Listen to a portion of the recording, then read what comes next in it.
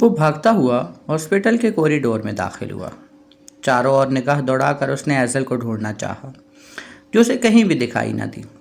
अब की बार वो भागता हुआ डॉक्टर निदा के केबिन की जानिब पड़ा। सर, कहाँ जा रहे हैं? आप रुक जाएं, अंदर पेशेंट है।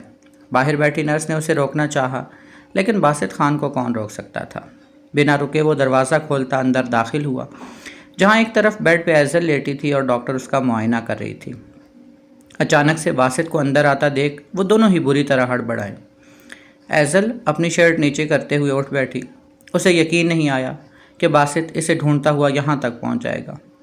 वो तो बहुत एहतियात से यहाँ पहुँची थी कि उसके घर वालों को भी उसकी खबर ना होगी, लेकिन ये कैसे पहुँच गया? इस वक्त इसकी आंखों में इंतहा का गुस्सा था। सुर्ख आंखों को देखते हुए बमुश्किल सांस अंदर की जानिब खींचा। आप यहाँ अंदर कैसे आ गए मिस्टर? ये लेडीज़ प्लेस है, प्लीज़ बाहर जाएं। डॉक्टर निदा अपने सख्त लहजे में कहती बासित को बाहर जाने का इशारा किया, जबकि वो दांत पर दांत जमाए एज़ल की जानिब बढ़ा और उसे सख्ती से बाजू से थामे हुए बिस्तर से नीचे उतारा कि वो बुरी तरह बुखलाते हुए अपना हाथ छुड़ाते पीछे हटने लगी। लेकिन बासित ने इतनी सख्ती से उसकी कलाई को दबोचा और अपनी जानिब खींचा कि वो सीधा उसके सीने से आन टकराई। ज़रा सी भी मजम्मत की तो यहीं ज़मीन में गाड़ कर जाऊंगा। बासित खान उसके करीब होते होते उसके कान में सरगोशी करते हुए उसकी कान की लौ को दांतों से चबा गया। एज़ल खान बुरी तरह लर्जी थी और अब की बार उसने कोई मुज़ाहमत ना की। बासित खान के ज़िद्दी अंदाज से वो अच्छे से वाकिफ़ थी। वो इंतहा का सर फिरा और गसीला खान था। पूरे ख़ानदान में उसके जैसा कोई नहीं था और एज़ल की किस्मत में यही खान लिखा हुआ था, और एज़ल भी इसकी किस्मत में लिखी गई थी। वो इसे गुस्से से बाहर लाता गाड़ी की पैसेंजर सीट पे पटक गया और ख़ुद ड्राइविंग सीट पे आके बैठा और उसकी कलाई दबोच गया। खान छोड़े मुझे, मुझे आपके साथ कहीं नहीं जाना। वो दोबारा गाड़ी से उतरने के लिए पर तोल रही थी। बासित खान ने मज़ीद सख्ती से उसकी कलाई को एक हाथ से दबोचा और दूसरे हाथ से ड्राइविंग स्टार्ट की। गाड़ी अब हवा से बातें कर रही थी। वो इंतहा का गुस्से में था। समझ नहीं आ रहा था कि वो इस लड़की को कैसे डील करे, जो इसकी ना बात सुनती थी ना मानती थी। तुम बाज नहीं आओगी ना? तुम हमेशा वही करोगी जिससे मैं तुम्हें मना करूँगा। आज इसका इलाज भी कर देता हूँ, अभी इसी वक्त तुम्हारी रुखसती लेकर। वो कतई अंदाज में बोला। पागल हो गए हैं? ऐसे कैसे रुखसती ले सकते हैं आप? जानते भी हैं मेरी कंडीशन क्या है? क्या हुआ है तुम्हारी कंडीशन को? हाँ, बोलो, क्या हुआ है तुम्हें? हर औरत निकाह के बाद माँ बनती है। तुम अनोखा नहीं माँ बन रही हो। जी, हर औरत रुखसती के बाद ही माँ बनती है, और मैं रुखसती से पहले माँ बाप के घर बैठी माँ बन रही हूँ। और मैं ये तक नहीं जानती कि ये सब कब। बकवास बंद करो अपनी तुम। इसकी बात काटते हुए बासित खान इंतहाई ऊंची आवाज़ में धाड़ा कि वो सहम के दरवाजे के साथ जाकर लगी। तुम होश में नहीं थी, लेकिन मैं होश में था। 1000 दफ़ा कह चुका हूँ कि ये बच्चा मेरा है, लेकिन तुम्हें यकीन नहीं है। चलो, आज तुम्हें मैं यकीन दिलाऊंगा बहुत अच्छे से। अपनी बात करते हुए वो गाड़ी की स्पीड मज़ीद तेज़ कर गया। गालों पे आए आंसू को साफ करते हुए एज़ल ने एक शिकवा कुना निगाह उस पर डाली और फिर सर झटक दिया। असफंद खान, कहाँ जा रहे हैं आप? हीर ने उसे गुस्से से बाहर जाते हुए देखा तो पुकार उठा। कितनी दफ़ा कहा है कि मेरे पीछे से आवाज़ मत लगाया करो, लेकिन तुम्हें मेरी एक बार की कही हुई बात समझ ही नहीं आती। असफंद, आप इतने गुस्से में कहाँ जा रहे हैं? मुझे बताएं। वो उसकी कलाई थाम गई। कहीं भी जाऊं? तुम होती कौन हो मुझसे पूछने वाली? अब की बार जोर से अपना हाथ झटका। अब दोबारा आवाज़ मत देना मुझे, गुस्से से कहता वो दरवाजे की जानिब बढ़ा। आप ऐसे नहीं जा सकते, इतने गुस्से में आपको कहीं जाने नहीं दूंगी। वो दरवाजे के आगे खड़ी दोनों बाहें फैलाए उसका रास्ता रोक गई। बाज आ जाओ जिम्मल, और मेरे रास्ते में बार बार मत आओ। मेरा दिमाग घूमा तो मैं 1 मिनट लगाऊंगा तुम्हें। वो शदीद गुस्से में अपनी बात को अधूरी छोड़ गया। अब मुझे डराएंगे? मुझे, हीर खान को? मैं आपसे डरती नहीं हूँ, बीवी हूँ आपकी। पूरा पूरा हक रखती हूँ आप पे। नहीं जाने दूंगी आपको ऐसे गुस्से में कहीं भी। हीर अपनी बात पर कायम रही, क्योंकि वो जानती थी कि असफन जब भी गुस्से में बाहर जाता है किसी न किसी को मार ही आता है। और अब भी उसके ससुर ने हीर को असफन के पास अंदर भेजा था कि वो उसे रूम में ही रखे, क्योंकि थोड़ी देर में बासित खान एज़ल खान को लिए हवेली आ रहा था और उसने फ़ोन पर साफ लफ्ज़ों में कहा था कि वो एज़ल खान की आज ही रुखसती लेगा। ایسے میں باسط اور اسفن آمنے سامنے ہوتے تو اچھی خاصی لڑائی شروع ہو جانی تھی۔ دونوں ہی ایک دوسرے کے جانی دشمن تھے، اور ایزل کی رخصتی اسفن کی وجہ سے اب تک رکی ہوئی تھی، کیونکہ وہ بہن کو رخصت نہیں کرنا چاہتا تھا بلکہ باسط سے طلاق دلوانا چاہتا تھا۔ لیکن دونوں کا رشتہ کسی نہج پہ پہنچ گیا تھا، یہ بات گھر والے نہیں جانتے تھے۔ ضائع ہو جاؤ گی میرے ہاتھوں سے، ہٹو آگے سے۔ اسفن کو اس کے خاص آدمی نے اطلاع دی تھی کہ باسط خان ایزل خان کے ساتھ ہے، اور دونوں کا رخ اس وقت خان حویلی کی جانب تھا۔ اس کے آنے سے پہلے گن نکالتے ہوئے لوٹ کی اور اسے اپنی جیب میں اڑوستے باہر جانے لگا کہ ہیر نے اس کا راستہ روک لیا۔ ہیر اس کے دبنگ لہجے پر اندر ہی اندر سہم تو رہی تھی، لیکن کسی صورت اسے باہر جانے نہیں دے سکتی تھی، اس لیے دروازے کو لاک لگا کر چابی اس نے اپنی شرٹ میں رکھ لی۔ بولا نہ، نہیں جانے دوں گی۔ تو مطلب نہیں جانے دو گی؟ وہ اس کے گلے میں باہیں ڈالتی ہوئی بولی، اسے اپنی طرف کھینچ گئی۔ مر جاؤں گی، مجھ سے دور ہٹو۔ اسے جبڑے سے دبوچے ہوئے پر جھٹکا تو وہ مشکل سنبھلتے اس کے ساتھ واپس آئی۔ اسفن دروازے کا لاک کھول رہا تھا، لیکن دروازے کو لاک دیکھ کر وہ دانت بے دانت جمائے پلٹ کر ہیر کو دیکھنے لگا۔ کیز مجھے دو، سخت قہر بھرے لہجے میں بولا۔ لے سکتے ہو تو لے لو۔ اس نے اپنی آنکھوں سے کے اشارے سے چابی کی جگہ بتائی تو غصہ و اشتعال سے اپنی آنکھیں میچ کے کھولتا ایک ہی جست میں اس کی جانب پڑا، اس کی دونوں بازو اس کی کمر کے گرد مروڑے ہوئے لگائیں کہ وہ درد سے بلبلا اٹھی۔ ایک ہاتھ سے اس کی دونوں کلائیوں کو جکڑے وہ چابی نکال گیا۔ ہیر نے حیرت سے اسے دیکھا، جس کے چہرے پہ کوئی محبت بھرا تاثر نہیں ابھرا تھا، پر حرکتیں اس کی شاخوں والی ہی تھیں۔ آئندہ میرے کاموں میں خلل مت ڈالنا ہیر خان، ورنہ چمڑی ادھیڑ دوں گا۔ وہ اسے ایک جھٹکے سے چھوڑتا ہوا دروازے کی جانب بڑھا اور لاک کھولنے لگا کہ اگلے ہی پل ہیر نے بیڈ کے دراز کے سائڈ پہ پڑا واس اٹھاتے اس کے سر کا نشانہ لیا۔ واس لگنے سے وہ ذرا سا لڑکھڑایا اور پلٹ کے ہیر کو غصے سے دیکھا۔ اس سے پہلے کہ وہ آگے بڑھتا، اس کی آنکھوں کے آگے اندھیرا چھا گیا۔ اس نے وار ہی ایسی جگہ پہ کیا تھا کہ وہ بے ہوش ہوتے نیچے گرا۔ ہیر نے فوراً آگے بڑھتے ہوئے اس کا سر فرش سے ٹکرانے سے پہلے ہی اپنی گود میں رکھ لیا۔ آئی ایم سوری اسفن، یہ ضروری تھا۔ میں جانتی ہوں جب آپ ہوش میں آئیں گے تو مجھ سے بہت برا پیش آئیں گے، شاید ہاتھ بھی اٹھائیں۔ لیکن ہیر کے ہوتے اسفن کو کوئی کچھ کہے یا اسفن خان خون سے اپنے ہاتھ رنگے، یہ ہیر خان کو منظور نہیں۔ وہ اپنے آنسو ضبط کرتے دل ہی دل میں بولی۔ گاڑی خان حویلی کے اندر داخل ہوئی تو وہ ایزل خان کا ہاتھ تھامے غصے سے حویلی کے اندر بڑھا، جہاں سکندر خان اور ببر خان، ان کا چھوٹا بھائی، اس کا انتظار کر رہے تھے۔ باسط خان کو ایزل کے ساتھ اندر آتا دیکھ کر ان کے دماغ کی تنابیں بری طرح ہلیں، لیکن خود پر ضبط کیے وہ خاموش کھڑے رہے، کیونکہ ان کی بیٹی سامنے کھڑے شخص کے نکاح میں تھی۔ وہ چاہ کر بھی اسے کچھ نہیں کہہ سکتے تھے۔ آپ کی بیٹی مجھے بھی اس وقت اپنے ساتھ لے کے جانی ہے، چاہتا تو یہاں لائے بغیر خان ولا لے جاتا، لیکن میں نہیں چاہتا کہ کل کو کوئی یہ کہے کہ خانوں کا بیٹا چھپ کے اپنی بیوی کو بھگا کر لے گیا، یہاں لا کر ڈنکے کی چوٹ پر لے کے جا رہا ہوں۔ باسط خان کے الفاظ سنتے ہوئے سکندر خان اور ببر خان نے اپنی مٹھیاں سختی سے بھینچی۔ ہم تمہیں اس چیز کی اجازت نہیں دیں گے باسط خان، کیونکہ تم اچھے سے جانتے ہو کہ بہت جلد تمہارا اور ایزل خان کا رشتہ ختم ہو جائے گا۔ کس کی جرت ہے کہ وہ ہمارا رشتہ ختم کر سکے؟ وہ اتنی اونچی آواز میں دھاڑا کہ پاس کھڑی ایزل کو بھی اپنی سماعت بند ہوتی ہوئی محسوس ہوئی۔ بیوی ہے، میرے نکاح میں ہے، جرت نہیں ہے کسی کی کہ مجھ سے ہاتھ بھی چھڑوا کے دکھائے۔ نکاح کا رشتہ ختم کرنا تو بہت دور کی بات ہے۔ وہ غصے سے دھاڑ رہا تھا اور خان حویلی کے در و دیوار کام پہ جا رہے تھے۔ اب تم حد سے بڑھ رہے ہو باسط خان، اس کا ہاتھ چھوڑو اور جاؤ یہاں سے۔ سکندر خان نے اسے آگے بڑھتے ہوئے کہا۔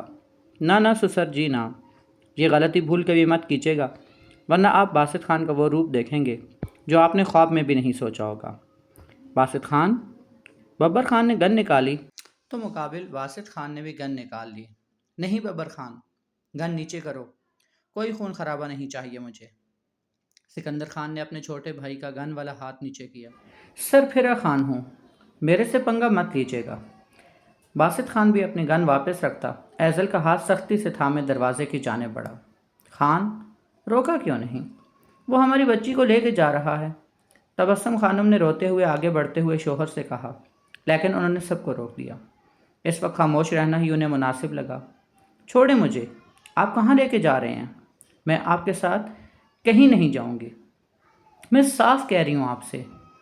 باہر آتے ہی گاڑی میں بیٹھنے کے بجائے وہ اپنا ہاتھ چڑھانے کی غرض سے اس کی کلائی پہ دانتوں سے کاٹ گئی۔ باسط نے بھی دانت پہ دانت جمائے، اس کا دیا درد برداشت کیا۔ ہو گیا ارمان پورا؟ اسے پیچھے ہٹتے دیکھ وہ اسے گاڑی کے ساتھ پن کرتا قریب ہوا۔ اب جب بدلہ لوں گا تو اپنی بار بھی برداشت کرنا، وہ اسے کہتے گاڑی میں پٹک گیا۔ بہت پچھتائیں گے آپ، وہ ہذیانی انداز میں چلائی۔ چہرہ ڈھانپ لیں ورنہ میرے عتاب سہ نہیں پائیں گے آپ۔ وہ جیسے ہی اس کے رشتے کو مضبوط کرنے اس کے ساتھ اس کے خان ولا جا رہی تھی، وہ اسے عزت و احترام کا رتبہ دے گیا۔ وہ آنسو پوچھتے خاموشی سے اپنا چہرہ ڈھانپ گئی، جبکہ نظریں بھٹک بھٹک کے اس کی کلائی پہ جا رہی تھیں، جس پہ اس کے دانتوں کی گٹھڑی بنی ہوئی تھی۔ وہ اسے لیے جیسے ہی خان ولا میں داخل ہوا، سبھی وہاں موجود کھڑے اس کے انتظار میں تھے۔ وہیں رک جاؤ باسط خان، اس لڑکی کو لے کر تم خان ولا کی دہلیز پار نہیں کر سکتے۔ جہاں سے اس کو لے کر آئے ہو اس کو وہیں چھوڑ آؤ، عالم خان نے غصے سے کہا، جس پہ باسط خان کے چہرے کو مسکان نے چھوا۔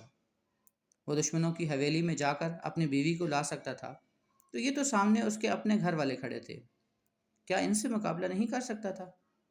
بابا جان، یہ ایزل خان ہے، میری بیوی، کوئی لڑکی کہہ کے مخاطب نہ کریں، اور یہ میرے ساتھ اسی گھر میں رہے گی۔ آپ میں سے کوئی بھی ایزل خان کو یہاں سے نہیں نکال سکتا۔ وہ ایک ایک لفظ پہ زور دیتے ہوئے بولا، میں نکالوں گا اس کو یہاں سے۔ قاتل ہے اس کا باپ میرے بیٹے کا، اور میں اس کی بیٹی کو اپنی بہو بنا کے اس گھر میں رکھوں؟ کبھی نہیں چھوڑوں گا اس کو۔ جہاں سے لے کے آئے واپس چھوڑ کے آؤ باسط خان، اور ختم کرو یہ کہانی اور یہ قصہ۔ نہ ہی یہ قصہ ختم ہوگا اور نہ یہ کہانی۔ بابا جان، ایزل یہاں رہتی ہے، اگر ختم ہی کرنا ہے تو یہاں گولی چلائیں، سب ختم ہو جائے گا۔ وہ اپنے دل کے مقام کی طرف اشارہ کرتا اونچی آواز میں للکارا۔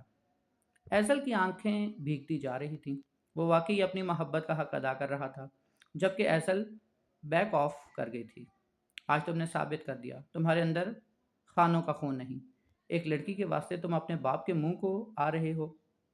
عالم خان نفرت بھرے لہجے میں بولے، خانوں کا خون ہوں تو اپنی بیوی کو چھوڑ نہیں رہا، اپنے نکاح کی عورت کو چھوڑ نہیں رہا۔ بے غیرت ہوتا تو آپ کی بات مان جاتا بابا جان۔ وہ بھی ان کا بیٹا تھا، دو بدو جواب دینا جانتا تھا۔ ایزل کا ہاتھ اب بھی اس کے ہاتھ کی مضبوط گرفت میں تھا۔ وہ اسے لیے سیڑھیوں کی جانے بڑھا کہ اس کے ماموں نے ایزل پہ گن تانی۔ باسط خان فوراً ان کے پاؤں کے پاس ایک فائر کر گیا۔ ایک پل کو سبھی سہم گئے، بھول کے بھی پیٹھ پیچھے وار مت کیجیے گا، ورنہ وہاں ماروں گا جہاں پانی بھی نہیں ملے گا۔ وہ غصے سے پھنکارتا ہوا ایزل کو لیے سیڑھیاں چڑھ گیا۔ تمہاری جرت کیسے ہوا ہمارے بیٹے پہ گن تاننے کا؟ عالم خان غصے سے پاگل ہوئے۔ خان لالا، ہم نے اس لڑکی پہ گن تانی ہے، پر باسط خان کو نہ جانے کیسے پتہ چل گیا۔